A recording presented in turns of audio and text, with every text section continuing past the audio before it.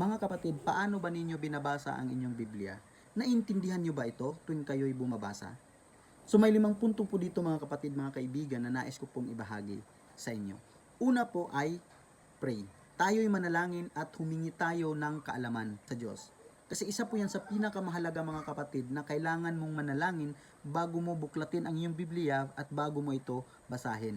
Kasi nga po sabi po sa James chapter 1 verse 5 na humingi tayo ng kaalaman. Kasi po mga kapatid, kung ikaw po ay bumabasa ng inyong Biblia at hindi ka manalangin at hindi ka humingi ng wisdom sa Diyos, hindi mo yan maiintindihan. Pangalawa po mga kapatid is to prepare your heart. Kailangan po, bago mo basahin ang Biblia, kailangan linisin mo ang iyong puso. Upang sa ganun po mga kapatid, na ang binabasa mo ay maiintindihan mo.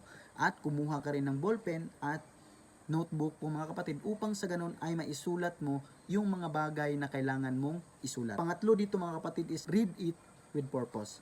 Kailangan po, bago mo buklatin, bago mo basahin ang Biblia, ang salita ng ating Panginoon, basahin mo ito na may purpose. Huwag mong madaliin mga kapatid.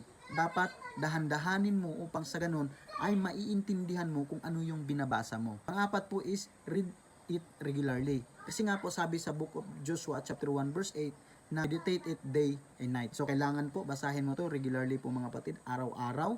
Consistency is the key. Yan yung mahalaga po mga kapatid. Hindi lang po ang nagbabasa ka kung kailan mo gusto. Dapat consistency po mga kapatid, araw-araw. Yan po yung isa sa pinakamahalaga.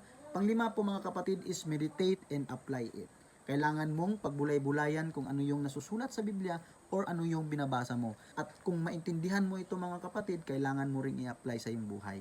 Kasi hindi lang po babasahin mo for the compliance lang, hindi lang po kung naiintindihan mo, okay na, hindi po ganun mga kapatid.